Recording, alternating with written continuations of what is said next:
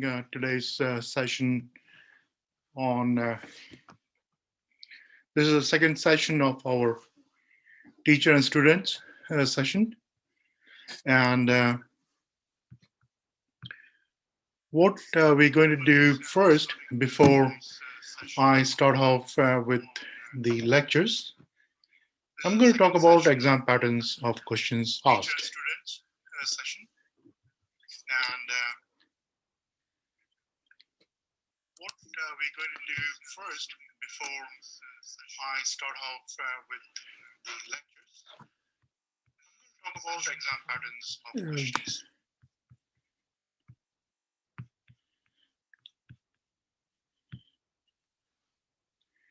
Sorry, that was actually my own YouTube channel. Actually, you could hear that. So the first type of questions are open-ended questions. Like, for example, write a note on trolley. And now this is open-ended. You actually have to have a set pattern to actually answer such questions so that you don't struggle in the exams. And then there are short answer questions, the old types, which would actually just split that into a few points, like define what is transfusion related acute injury, or discuss its pathogenesis, presentation, and management. And later on, they started actually giving percentage to each question. So it was like define transfusion related acute injury, 30% marks, discuss its pathogenesis, 30% marks, what is presentation of trolley, 20% mask, and how is trolley managed, 20% mask. So there was a division. So you knew how much amount of stress you need to actually have on each of these bits of the question. Now, the exams are changing. They are actually moving to something called constructed response questions, or CRQs. And this is an example given by the Royal College. It's the CRQ on management of severe asthma, a critical incident. And this is how the questions will actually go. It says list 3 possible physiological changes in the lungs seen in asthma.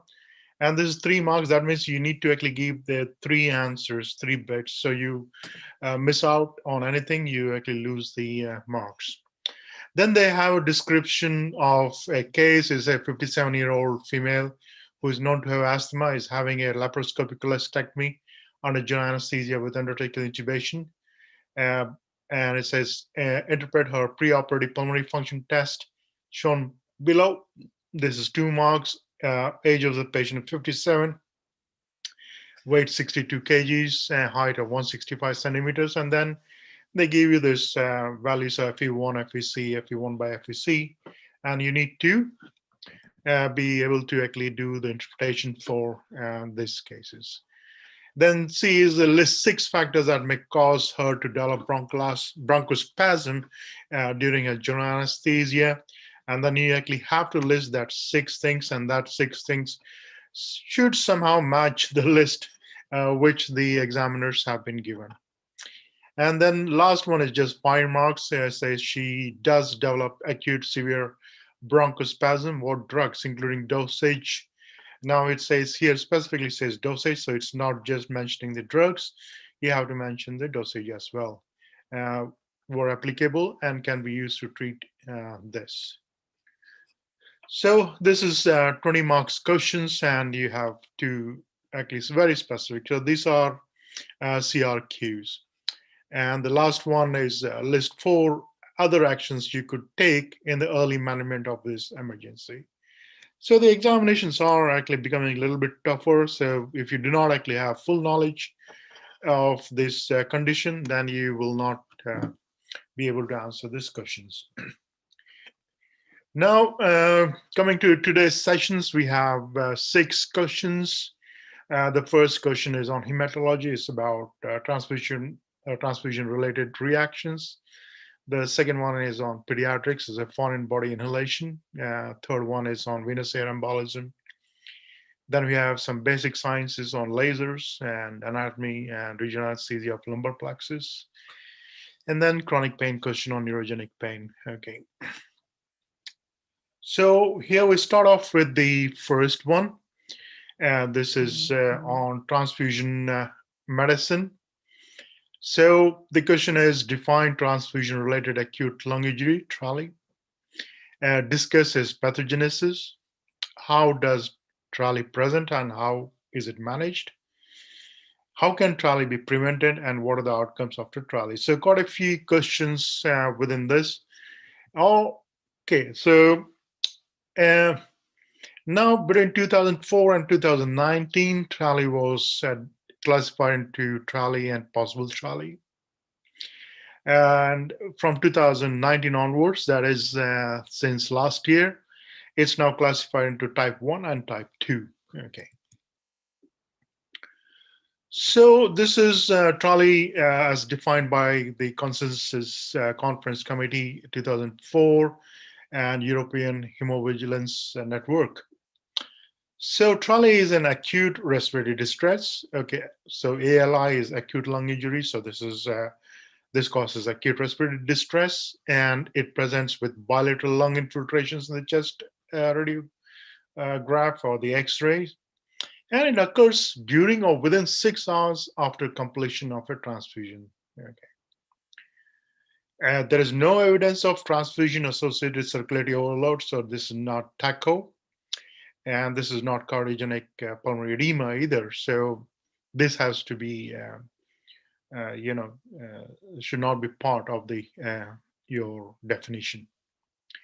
The patients present with hypoxemia, where it is defined as PO2 by FiO2 ratio of less than 300 millimeters of mercury, or oxygen saturation of less than 90%, or other clinical evidences of the low oxygen saturation. New acute lung injury and no other acute lung injury risk factors are present in these cases. So things like it should not be secondary to aspiration or multiple trauma, pneumonia, cardiopulmonary bypass, burn injury, toxic inhalation, lung contusion, pancreatitis, drug overdose, near drowning, shock, or severe sepsis. This should not be present. This should not be the cause. Okay. Now, if one or more than one acute lung injury risk factors are present, that is as outlined before, then it is termed as possible TRALI. Okay, so it's not TRALI, but it is possible TRALI. Okay, so this is from 2004 till 2019. So this is the old definition. Now in the new definition, that is after following the 2019 consensus. So type 1 is similar to 2004 definition. So in this, the first one, or factor A, is no risk factors for ARDS, and all the following criteria are met. So this is an acute lung injury, which is or acute respiratory distress, which is acute in onset. There is hypoxemia, so this is defined as PO2 FiO2 less than 300 millimeters mercury, or SpO2 less than 90% on room air. Okay, not on oxygen, but on room air. And there is clear evidence of bilateral pulmonary edema on chest X-ray. There is no evidence of left atrial hypertension, or if left atrial hypertension is present, it is just to be the main contributor to the hypoxemia, not the main contributor to the hypoxemia. So there is no cardiogenic pulmonary edema in this case. And onset during or within 6 hours of transfusion. So this is the same as your 2004 definition. And the third thing is there's no temporal relationship to an alternative risk factors for ARDS, which was defined in 2004 definition, where the risk factors for ARDS were ruled out. And if they were actually present, one of the risk factors are present, then it used to become a possible TRALI. But here in the new definition, there's no possible TRALI. So it's now called type 2 TRALI, and so risk factors for ARDS are present in type 2. So instead of possible TRALI, now it is called type 2. But ARDS has not been diagnosed, or it is mild ARDS at baseline with respiratory status deterioration that is just to be due to transfusion. So there is transfusion, there are risk factors present for ARDS, but it's not a full-blown ARDS. And then you give transfusion and things deteriorate. Okay, so patient goes into acute respiratory distress. You see changes on the chest X-ray. Okay, and there is no evidence of increase the left atrial hypertension. And the patient should have been stable, have respiratory stability or stable respiratory status in the 2 hours before the transfusion. So there wasn't any acute respiratory distress, though there might have been risk factor. There was no acute respiratory distress in the previous 12 hours before the transfusion. The patient deteriorated within the 6 hours of transfusion, and there were some risk factors present. So this is type 2 trial. Okay. So this is to do with definitions. So if you look at it, the definitions from possible TRALI has now changed to type 2 TRALI. That's it. Otherwise, definitions there are not much different. So they've taken off the possible TRALI, possible from the TRALI tag. Okay. So pathogenesis, there is actually quite a lot of emphasis on two-hit theory. But pathogenesis can be classified into immune or non-immune theories as well. So what exactly is a two-hit theory? Okay. So the first hit in this two-hit, the patient actually has got certain risk factors. Okay. So patient has sepsis or has got history of hematological malignancy, has had cardiopulmonary bypass or heart surgery, has been mechanically ventilated for whatever reason. And there is history of massive blood transfusion. Patient has history of chronic alcohol abuse. Patient is in old age. Patient may be in shock or acute renal failure. There is history of severe liver disease. Patient has had a spine surgery. Okay, this is which is usually associated with massive blood transfusion or liver surgery. Again, where there is a large amount of transfusion. Now, this first is basically are leading to priming of the neutrophils, okay, for activation. So the second hit occurs because of the transfusion factors. So there is HLA or HNA, that is human leukocyte antibodies or human neutrophil antibodies, or bioactive lipids, or the CD4Ls. Old erythrocytes has been one of the factors. Transfusion of the FFP and platelets. So it's usually related with blood products rather than RBCs. But RBCs may actually contain certain factors that can actually lead to activation of the primed neutrophil. So there's already priming of neutrophil from the first hit, and the second hit, there is then activation. Okay. So if you can look at it, this can be that there are transfusion-related factors, there are recipient-related factors, and there is a balance between potential multipliers and potential attenuators. So potential multipliers here are monocytes, platelets, and complements, whereas the attenuators are the T lymphocyte and red blood cells. Okay. So what normally happens is that antibodies are present in the transfused blood components. And like I've said, this is the HLA or HNA antibodies. And these, these antibodies, they activate the neutrophils or monocytes. Okay. So when it activates neutrophils directly, they release mediators. Whereas when they are attached to the monocytes actually then causes activation of the your neutrophils. Okay, so it doesn't happen directly. Okay.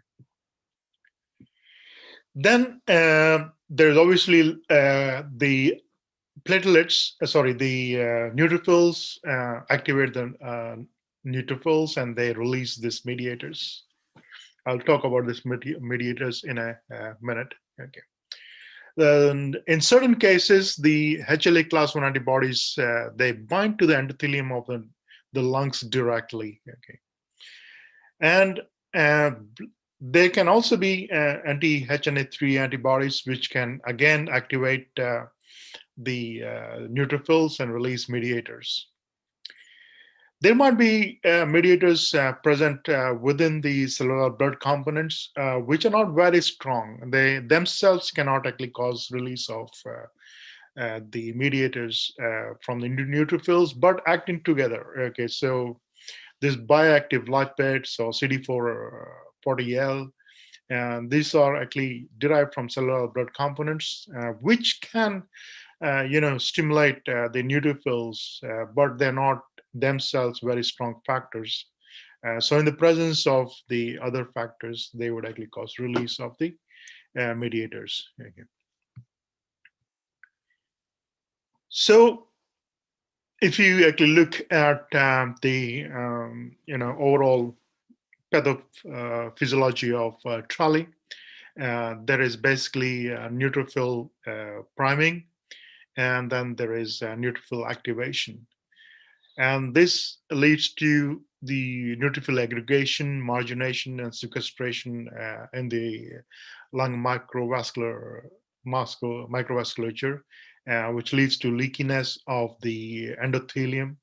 And that's what actually causes the kind of pulmonary edema kind of picture on the chest X-ray. Okay. So the agents which causes priming and activation, I have already described about the anti-nuclear antibodies or the lipids and the chemokines, cytokines. So when these are activated, the priming occurs and there is activation on neutrophil. They release reactive oxygen species, elastases, proteases, and these actually cause the endothelium to leak. There is also interleukin 1 beta and intracellular adhesion molecule 1, ICAM1, helps in addition and aggregation of the neutrophils to the endothelium. Elastase proteases causes the leakiness. Okay, so these all are actually happening. So, but if you have to define it in a very simple terms, there is priming followed by activation of the neutrophils. There can be direct activation of the endothelium as well by the antibodies present in the blood products. So I think these 2-3 words you actually have to use in your answers. So there is priming of the neutrophils or monocytes. Actually, monocytes that can also be activated or primed.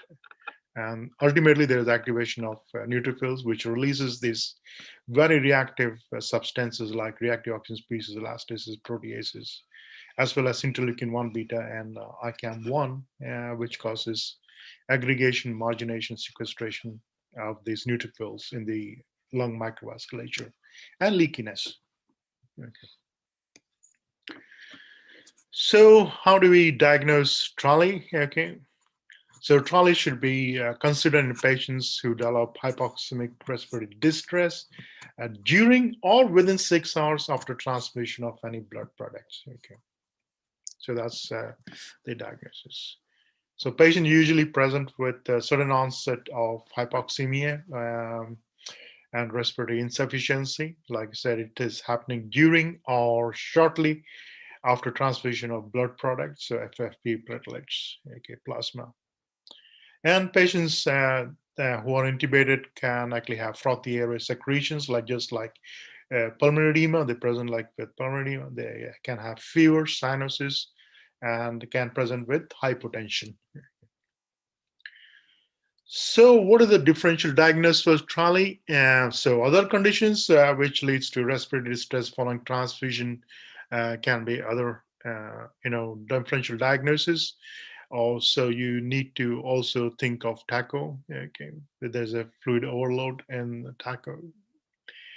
You should also think of other causes of acute lung injury or ARDS, that's acute lung injury. So possible Trally or transfused ARDS was the old term which were used. Okay, so and those should also be kept in mind.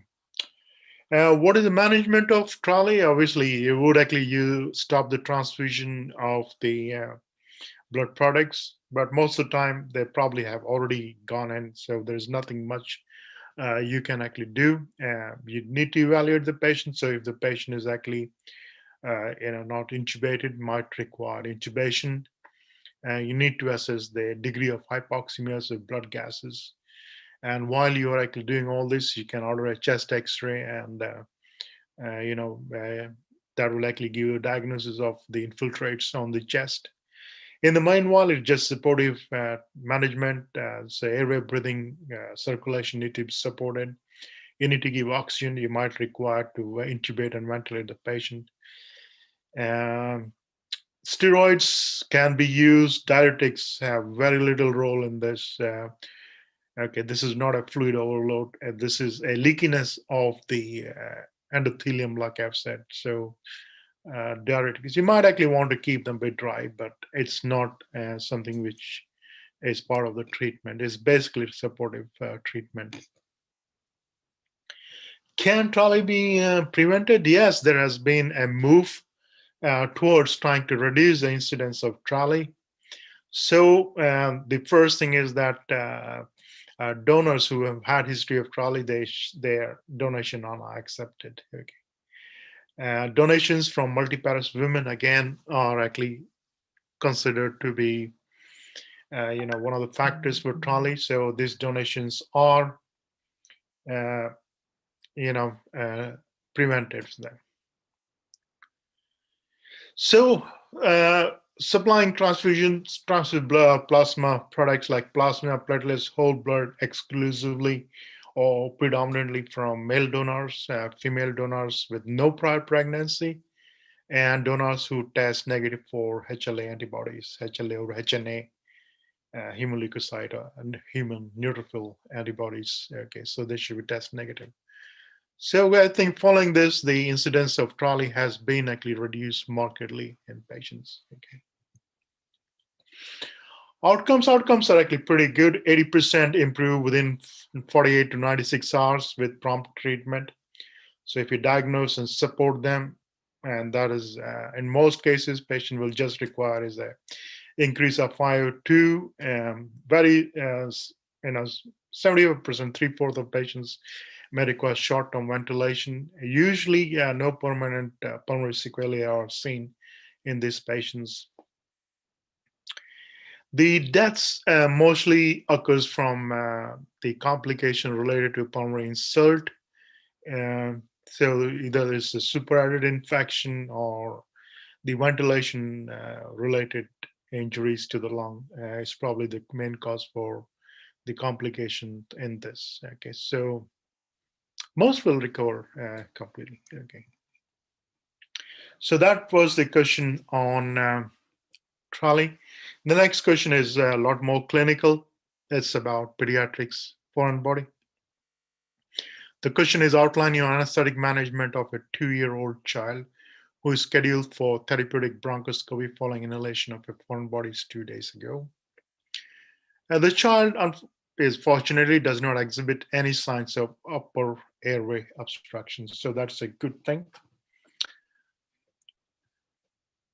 So how do you manage this patient? So management should always include these aspects. So it should have history and examination, investigation. There should be something on pre-medication. And then we talk about anesthetic technique, complication, and post-operative management.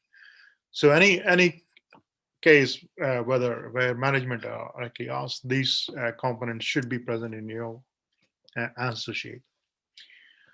So for specifically for this 2-year-old child, history and examination, we need to take history from parents, see what is a likely kind of foreign body. Is this organic or inorganic foreign body? Because that makes a lot of difference. If it's a organic foreign body, it can swell up and cause further distress. Look for symptoms. Has been patient been having cough or has been bringing out any sputum, and then we obviously take other history of medical history, drug history, social history, etc., relevant to the patient. You'll obviously examine the chest. You'll auscultate, take core temperature to make sure there is no signs of infection, systemic infection, and a chest X-ray. You will normally look for it, and there is usually unilateral hyperinflation And if possible, if you can take an explorative film, then that'll be great. Sometimes the foreign body, especially if it is inorganic foreign body, metal foreign bodies, they can be actually seen on the X-ray. On the full blood count, you would actually like to see if there is an increase in the white cell counts, because that would actually suggest if there is any superadded infection, because this is 2 days old. So this is not an acute, but this is a 2 days old foreign body. Okay. So like I said, on the chest X-ray, you normally actually see hyperinflation on one side. Okay. So in this case, the foreign body has not been actually seen. So it's probably gone on to the left side of, sorry, to the right side of the chest. But in children, the bronchus takeoff is actually equal. So it can, unlike in adults where the right side is more common, in children, it can go to either side. Foreign body can go either side. Pre-medication, you might think of atropine or glycopyrrolate orally to drive the secretion, amla or amitop on the hands, if you're planning to actually get a drip in. We would actually avoid giving any sedation, and so it is mostly psychological preparation. 2-year-old child, there's going to be a lot of separation anxiety in the child, so the parents are allowed in the anesthetic room, and the parents are explained, not the child, the parents are explained what is going to be done. A consent is taken from them, and the child is going to be, anesthesia is going to be induced in their lap, so they should be, aware of what is going to happen in the anesthetic room. Also important is that we may not actually know the weight of the child, though it can be, taken. The weight can, if the child allows, you can take that. But if it's not, then you should know all some of these formulae. The weight estimated age for this child will 2 times the age plus 4. So this is 2 years old, 2 plus 6, so 6 into 2. So approximate weight for this child is around 12 kilos. So this is good for examinations. So in the examination, you can't actually say, oh, I'll weigh the child, but you can actually write. So this time it says the expected weight is 12 years. So this could be in a Viva question as well. So short your Viva, short cases. Then endotracheal tube size. Nowadays, we actually are using cuff tubes as well. So for cuff tube, it is age by 4 plus 3.5. So this is 2 years old child. So it'll be 4 millimeters cuff tube, or age by 4 plus 4.4 or 4.5, or age plus 16 plus age by 4 in millimeters will actually give you the size of the uncuffed tube. And the depth of the tube should be age by 2 plus 12. So this is 2 years old, so around 13 centimeters, or whatever is your the endotracheal tube size into 3. Okay, so I think this is to do with uncuffed tube, I think. So size is 4 into 3, 12, 12 plus 1, and 13. So around 12 or 13 centimeters. So nothing much beyond that.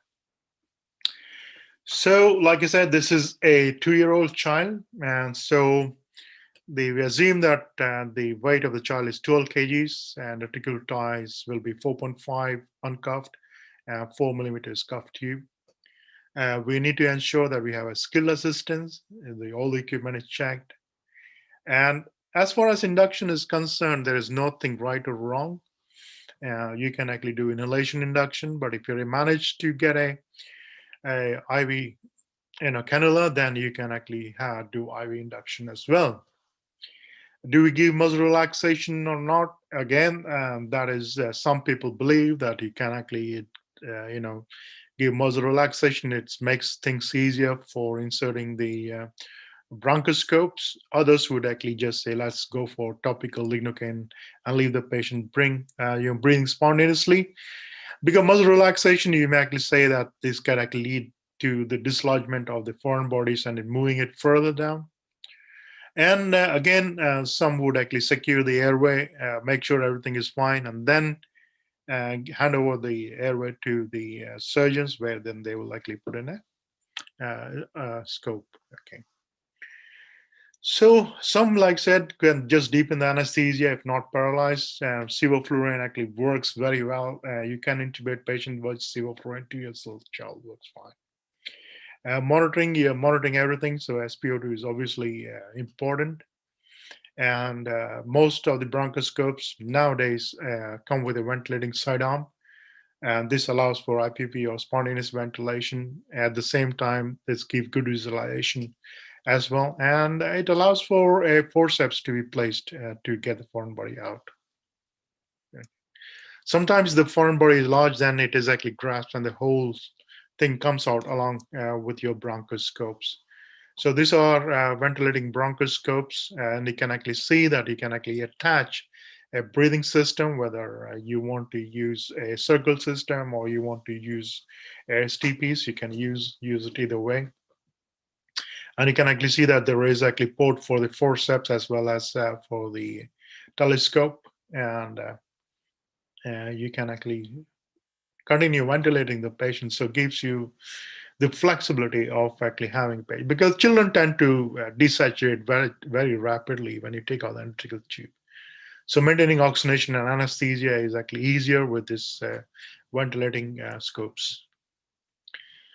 What are the complication intraoperatively? If you are not actually paralyzed, then there are chances of breath holding. Sometimes there might be, desaturation happening because if you're not able to ventilate the child appropriately. In that case, you might ask the surgeon to just take out bronchoscope, go back on the mask ventilation, or you might have to put an endotracheal tube.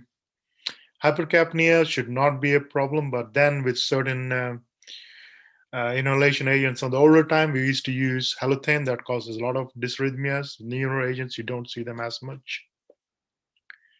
And in the postoperative period, there can be risk of laryngospasm and hypoxia can happen because of the edema, because of the the child's airway been a little bit more prone to they are susceptible to laryngospasm, children anyway. Stridor again, so these complications should be kept in mind, and therefore, in the postoperative period after the scope is removed, we tend to reintubate the child and extubate them when they're a little bit more awake. We make sure the child gets humidified oxygen through a head box or mask or nasal prong if they can actually accept it, and you continue to monitor the oxygen. It's not uncommon to actually give nebulized dexamethasone or IV dexamethasone as well, or nebulized epinephrine to reduce the edema from the airway. Antibiotics are usually given if there is actually any suspicion of infection, and especially if the foreign bodies are organic foreign bodies like inhaled peanuts. Now, peanut has this, if this has been for 2 days in the airway, and then it's going to swell up, and when they're taking out piecemeal, it just breaks down. Okay. And if you have not paralyzed and used local anesthetic spray, then make sure that child is then kept nil by mouth orally for at least 3 hours, because the airway, the vocal cords are insensate, so they can risk the chance of aspirations. All rightly there. Okay. Coming to our third question is on venous air embolism. It says outline the diagnosis and management of massive venous air embolism. Okay.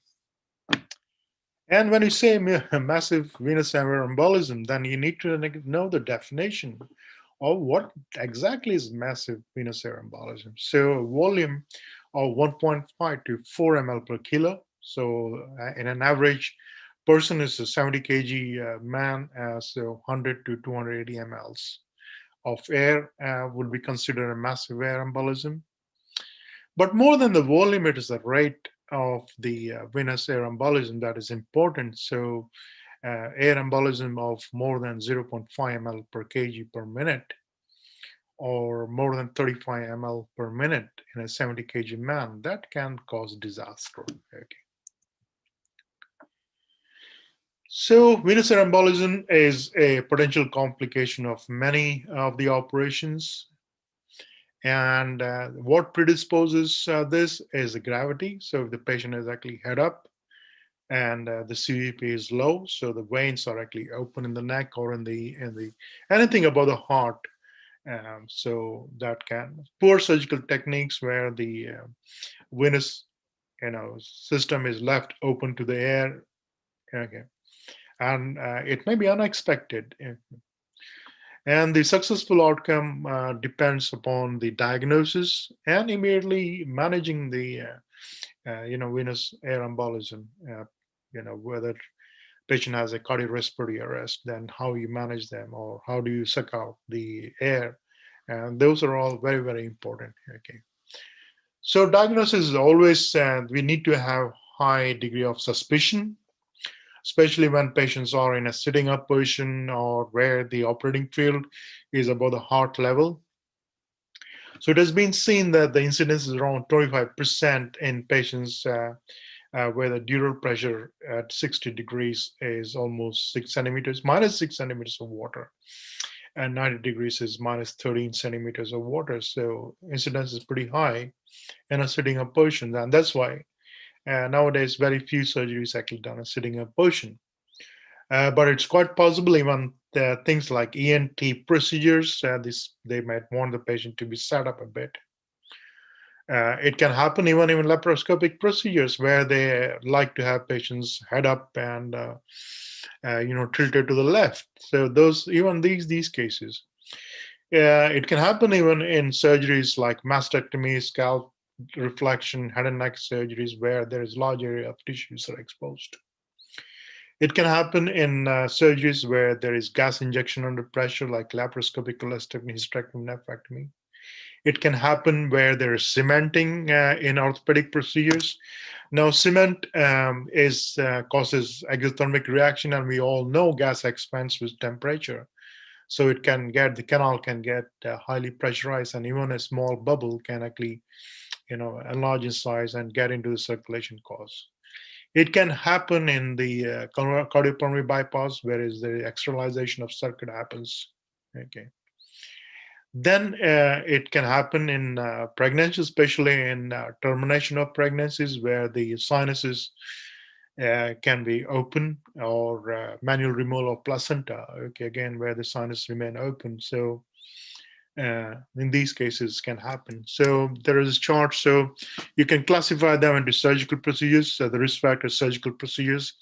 So neurosurgery, like craniotomy, shunt operation, ENT procedures, orthopedic procedures, arthroscopy, or even cementing, ops and gynae, like hysteroscopic, laparoscopic, cesarean section. Like I said, they also termination of pregnancy and manual removal of placenta, cardiothoracic surgery, bypass, in lung resections, places where laser resection is done because laser produces heat, in case of lung transplantation or needle biopsies.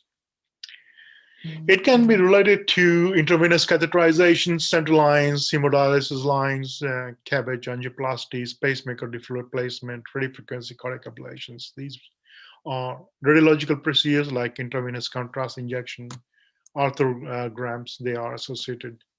It can happen in trauma and head and neck injuries, penetrating and blunt chest injuries. Uh, Blunt abdominal trauma can also lead to embolization. Again. It can happen in positive pressure ventilation. We need to have a communication with the venous system.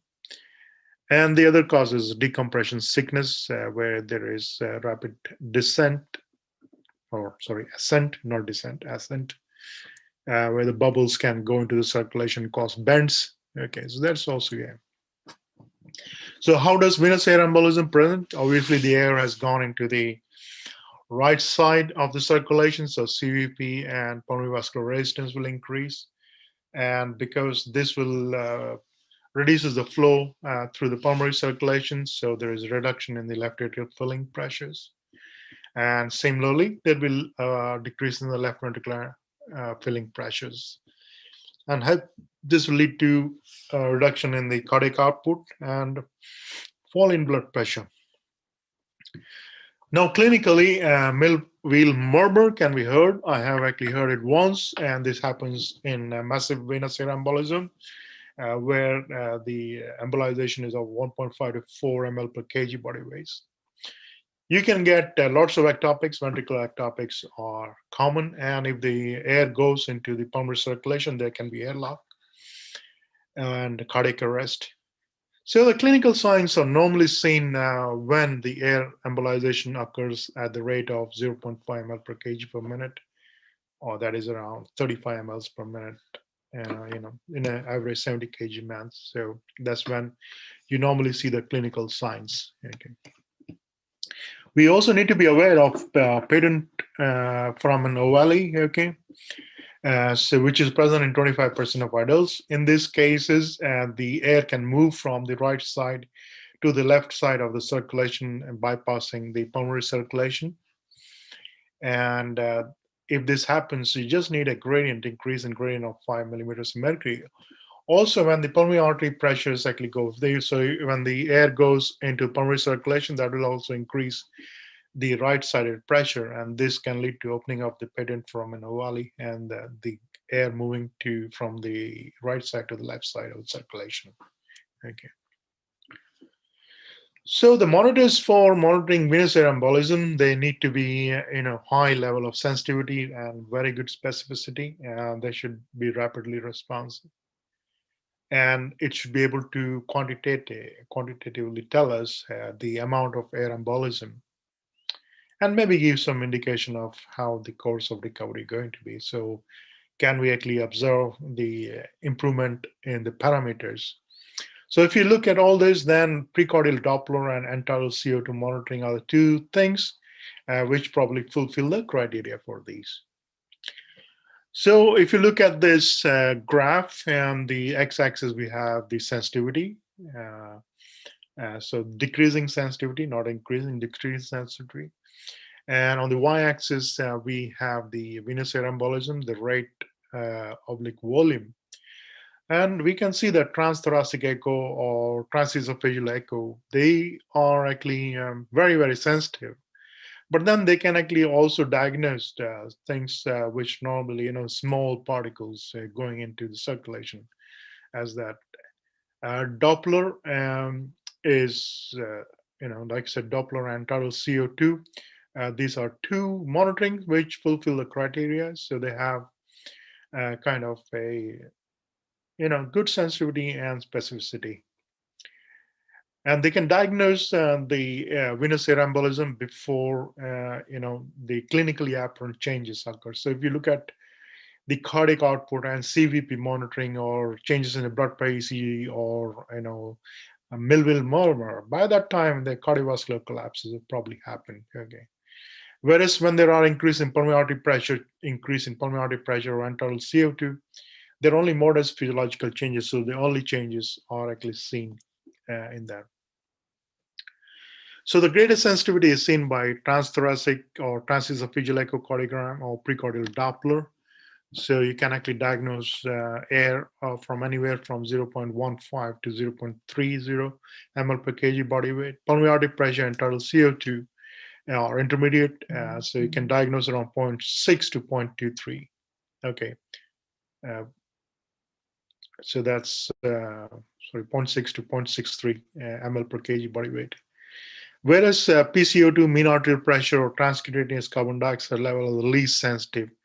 By this time, the patient has probably already had a cardiovascular collapse. So they only become, changes occur when the, embolization is up to around 1.1 to 1.5 ml per kg body weight. So that's a large, very huge amount of thing where the air trapping can happen and there can be cardiovascular collapse. How do we manage venous air embolism? This is one thing you need to do is prevent further entry of air. So you go inform the surgeon and say, well, my dear, stop operating now and flood the field with sodium chloride so that air doesn't go in. Whatever goes in is just there. Okay. They can also compress the wound site if feasible. And if you're using nitrous oxide, you need to stop using and give 100% oxygen at high flows so that you can wash out the nitrous oxide immediately. Nitrous oxide is 35 times more soluble than nitrogen, so it will expand pretty rapidly. You can apply PEEP and actually make sure that patients get fluid so that the venous pressures are actually on the higher side. to prevent embolization into the circulation. Some people like to say you can do neck compression, but I think if it has gone through the python foramen ovale, you are not going to compress both eye and reduce the blood flow to the extent that the air can't go in. So that's, I think, a very meek point, but some people actually should actually press that. Then is management of the presentation of the intravascular air. So we need to minimize the cardiovascular impact of the air going in. So you're going to put the patient into the left lateral position with head down so that the air is trapped in the right ventricle. And if you are expert, you can actually put in a central line in and with multi-hole lumen, and aspirate the air from circulation. And if you're actually placing a multi-orifice CVP line in cases which are high risk for venous embolism, the optimum position is considered to be at the junction of the SVC and the right atrium. Okay. And accurate positioning can be done with X-ray guidance or looking at the pressure changes. So obviously when the patient is already anesthetized and it's actually happening, then in that case, X-ray is not a thing. But what you can do is when you're putting in a central line, make sure you attach it to a transducer and you keep looking at the waveforms. Okay. Or if you have intravascular ECG, make sure that you're able to actually do it under guidance. Okay. With intravascular ECG, there is always the risk of cardiac microshocks are there, but that is very minimal. It is one thing we just need to mention that that's one of the risks, but it's very, very rare. It's very rare. Present with the present monitors, which actually use isolated power system, they hardly actually happen. Then, of course, is the cardiorespiratory support. And you will make sure that cardiac output is maintained with fluids and vasopressors on trips. You will make sure the patient gets 100% oxygen. You'll continue to ventilate them with IPPV and PEEP. Okay, this will also attenuate the pulmonary edema. So having the PEEP on will increase the venous pressures. Okay, because it's transmitted through the in the chest. So this will prevent further entrainment of air. Okay. Moving on to the fourth question on lasers. So what is a laser? How is laser used? What makes laser behave differently from one another? And what are the hazards associated with lasers? So lasers, this is another way of actually asking that question.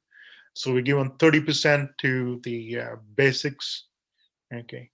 30% to about how they made different, and 40% to the hazards. Okay, so that's another way of asking these questions. So laser is an acronym for light amplification by stimulated emission of radiation, and it itself actually describes what lasers are. So there is amplification by stimulation, okay, of emission of radiation. So let's look at what exactly is this. So when you have a stable atom and you actually apply energy to it in the forms of photon, and this excites the atom. And so the atom actually moves to a higher level. And when this energy actually taken off, it comes to a resting state, the stable atom will actually release a photon. That is before it comes back to the resting state. Now, if you actually stimulate it again before it comes back to its resting state, then you get 2 photons. So let's look at it in a different way. Okay. So you actually get this, the atom, which is actually at the resting level. You apply energy to it, and it will actually move to a higher level. Okay. So it's gone up to a higher energy level. And when you take away the, the area, then it actually comes down, and as it comes down, it releases a single photon. So this happens normally. But if you actually apply this energy when it's in midway, okay, that is before it comes back to the resting state, you apply energy again, then you actually get 2 photons, which are in the same wavelength, so they are coherent, okay, to each other. Okay, I'll likely tell about the characteristics of these. Yeah. So if you look at a laser, it consists of a tube, and this tube actually has got a fully reflected mirror on one side and partially, a reflective mirror. That is, it's got a hole for the laser beam on the other side. And this is filled up with a lasing media, and this lasing media can be gas, liquid, or solid. And then we need to have an energy source which will activate the atoms. Okay. So this energy can be supplied via the electrical discharge tube, flash tube, and it can be another laser. So it is about exciting the atoms and then hitting them again before they come back to the resting position. So that's how laser are produced. Okay. So, like I said, these photons which are released and they are coherent. That is, the all waves are in phase, both in space and time, and they travel. They're collimated, and that is, they travel in parallel lines, so they can travel any distance. They do not meet, so they can keep traveling. And the waves are monochromatic, and they have the same wavelength, absolutely same wavelength. So these are the three terms or three properties of the laser beams. So they are coherent, they are collimated, and they are monochromatic. Okay. The factors that determine the type of lasers is obviously the wavelength. Second thing is by the power density. So this is the energy delivered per unit area of cross section, which is measured in watt per centimeter square. So how much energy can they deliver at the point where they are supposed to act? So because these are coherent beams, they can be focused into small spots and where you can have very high power density, and hence they can be used for cutting or vaporizing tissues. You can use lower power densities for coagulation. So lasers can be used for cutting, coagulation, vaporizing tissues. Okay. Now talking about vapors, so vaporizers and the lasing media, the way they are actually named, they are based on the lasing media. So laser, so it's called carbon dioxide laser because the lasing media is carbon dioxide, and it has a wavelength of 10,600 nanometers. So this is in the invisible or far infrared range. And carbon dioxide is absorbed by all tissues and water. So that's why it is used for general or precise surgical cutting. And then we have neodymium YAG. Okay, so this is yttrium aluminum garnet. YAG stands for yttrium aluminum garnet. So that is a solid phasing media. You can have neodymium YAG KTP. KTP stands for potassium tetranyl phosphate. Again, that is, and you can actually see they have different wavelengths. So neodymium YAG is only 1064, whereas the neodymium YAG KTP is 532. And that emits emerald green light, and it is absorbed by blood. Now, whereas the neodymium YAG is in an invisible range, far infrared, and they are normally absorbed by the darkly pigmented tissue. Then we have argon, krypton. Okay, so there are various, again, different kind of laser based on their lasing media, and they use different wavelengths, so different absorptibility. So, like if you look at argon and krypton, they are in the blue red or blue green range, so they are absorbed by melanin and hemoglobin, so used for pigmented tissue or the skin lesions. Okay. So, what are the hazards? Hazards can be classified into hazards to the patient, hazard to the staff, hazard to the environment. So, that's a small, simple classification, which is very useful. So in the environment, there can be atmospheric contamination, like lasers are used for treating, say, papillomas, which are full of virus. Okay, so they produce something called plume, and these, if they're absorbed, it can cause seeding of the papillomas into the stuff. Okay. For the patients, the tube can actually go on fire, so that's why you have special tubes. And you are not supposed to actually use any flammable material, or oxygen is used in the minimal FiO2. And we talked about embolization in the last lecture. In that one, anywhere, even in the blood, it can cause bubbling and embolization. And if the surfaces are actually not matted, if they are shiny, they can actually bounce off that, and they can actually be transferred to anywhere. So it can cause injury to other people. And in the areas around which the laser is used, blood vessels or hollow viscous, they can cause perforations. And that's because of, again, inappropriate energy transfers there. So how do you prevent this in the environment? Make sure that you use suctions and filters. You make sure that there are like laser boards across the doors, and the doors and windows are actually closed and have appropriate level of protection. For the patient, to prevent fire and explosion, we can use total intravenous anesthesia. So no oxygen used. Or so if you're using oxygen, then in that case, make sure use low FiO2 or use laser tubes, and equipment should be matted equipment.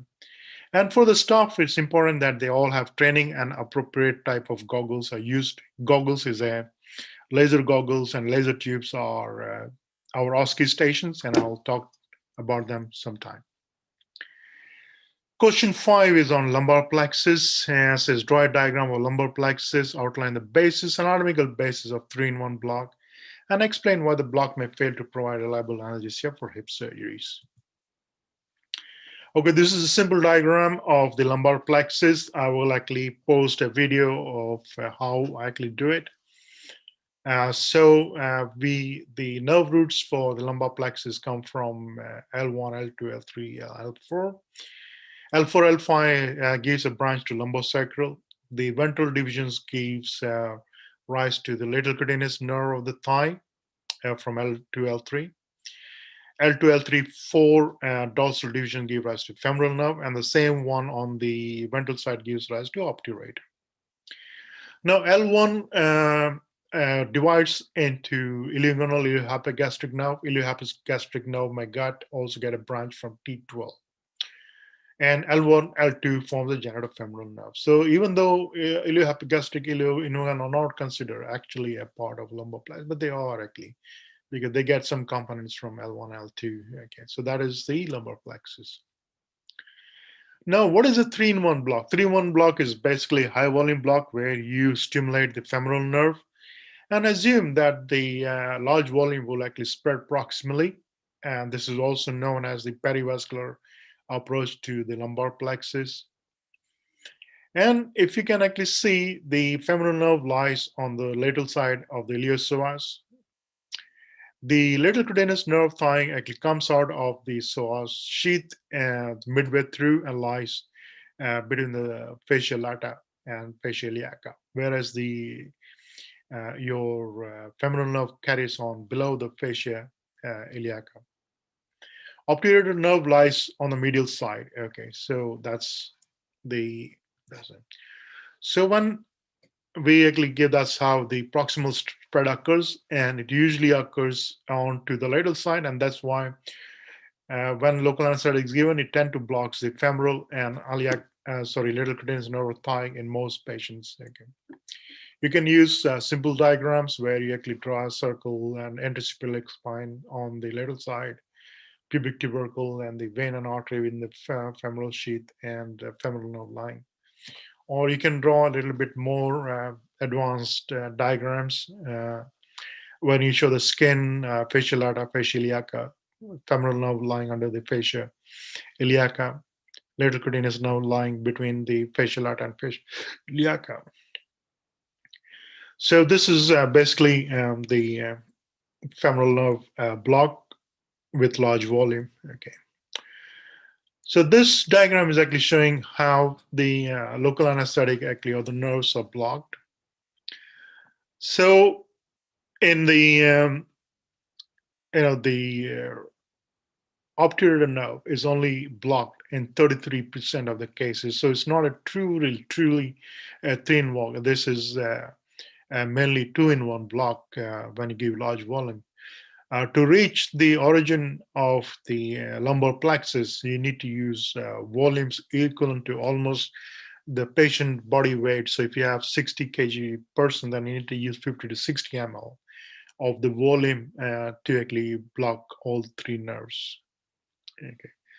And hence there is failure of obturator nerve. So why does 3-in-1 fail? So we need to understand dermatomes, myotomes. Also it should have been osteotomes. Say dermatomes here again. So in hip surgery, if you look at it, the hip at the dermatome level, you need to actually block the lateral cutaneous nerve. And for the muscles, you need not only femoral, you need obturator and you need sciatic. So obviously, in 3-in-1, you are not blocking the sciatic, and obturator is only blocked in 33% of the cases. And hence, we don't get complete analgesia from the lumbosacral trunk. So this is actually showing the hip joint anteriorly. So you have the femoral and obturator anteriorly. And then you have the sciatic posteriorly. So osteotomes, again, are not covered completely. So the only thing you cover is the skin and maybe one part of the femoral nerve. Last question of the day, it is about listing. Okay, so this is not exactly a question on description, it's about list with examples of cause of neurogenic pain, what symptoms are produced, and what treatments are available. So you're not asking a specific syndrome, you're asking you to list the causes of that. So neurogenic pain is actually pain, any pain arising from the nervous system, whether it's a peripheral or central nervous system, is a neurogenic pain. So if you look at the peripheral neurogenic pain, it can happen following transient stretching of a peripheral nerve or root, or it can, when it becomes sustained, then it can actually lead to a neuropathic pain.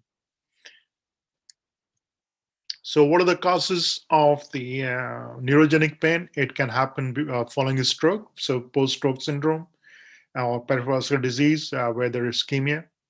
It can happen because of compression of the peripheral nerve, spinal nerves, because of entrapment. It can have the spinal level. It can have peripheral levels, like lateral cutaneous nerve getting trapped under the fascia lata. So that is an entrapment syndrome. So it can happen because of degenerative process like multiple sclerosis. It can happen because of inflammatory process where there is sciatica because of the disc cannular tear and some inflammation happening. It can be secondary to infective process like post-herpetic neuralgia, Guillain-Barré, and it can happen because of post-traumatic this thing where there is surgery and trauma. For example, like ilioepigastric neuralgia or ilioinguinal neuralgia following the hernia surgery. Okay. It can happen because of toxic components, so alcoholic peripheral neuropathy or heavy metal poisoning can also lead to neurogenic pain. It can happen because of metabolic causes like diabetic peripheral neuropathy or vitamin deficiency. It can be because of autoimmune processes like the rheumatoid arthritis or SLE or panarthritis nodosa. Or it can be hereditary in conditions like Charcot-Marie tooth, where there's involvement of myelins there. So these are, you need to actually know, be able to list these causes. Okay. How do they present? The pain obviously can happen spontaneously. It can be burning, shooting, electrical, or formication. Okay. It can be evoked, so you can have hyper or hypoesthesia. You can have hyper or hypoalgesia. There is allodynia to thermal and vibrational sensations, and there can be nerve irritation signs on stretching. Okay. It can be referred pain from the spinal roots, plexus, or peripheral nerves, so you can have referred pain. Okay. There can be signs of nerve dysfunction, so patients can actually have continuous tingling, numbness, weakness, wasting of fasciculation, and it can also be associated with sympathetic overactivity. Okay, so these are all signs associated with neurogenic pain. The modalities of treatment basically can have patients on oral medications, tricyclic antidepressants like amitriptyline, anticonvulsants like pregabalin or gabapentin, which are calcium channel blockers, carbamazepine acting on sodium channels. Okay. Antiarrhythmic drugs like IV lignocaine, oral maxillatine, flecainide, tocanide, okay, sodium channel blockers have also been used to some extent. Even simple analgesics, paracetamol, NSAIDs, or weak opioids can be used. Ketamine can be used, which acts on NMDA receptors, 30 to 80 milligrams per day. Okay. For certain conditions like hepatic neuralgia, you can actually use lignocaine patches. Capsicane, 0.025 to 0.75% can be used. Okay, so this helps in depletion of the substance P, which acts on C fibers. And sometimes simple methods like barrier methods, like applying killing, killing flame around the areas which are hyperalgesic or hypoalgesic, okay, or hyperirritable, that can also actually help in the treatment of that. Lignocaine infusions have been used in chronic pain for a while. Somatic and spinal nerve blocks, epidural injections, steroidal injections. Intravenous guanethidine has been used. Continuous epidural nerve blocks techniques have also been used. And then we have stimulation like spinal cord stimulation or deep brain stimulation. These are advanced techniques. Spinal cord stimulation is like putting a pacemaker around the spinal cord. Okay, so that has also been used. Uh, so these are the various methods of treatment. So this is all these. This is a question with just listing things. This is not very specific. So it's a very generalized kind of a question. Okay. And with this, we will end today's session, and we'll see you next week on Tuesday.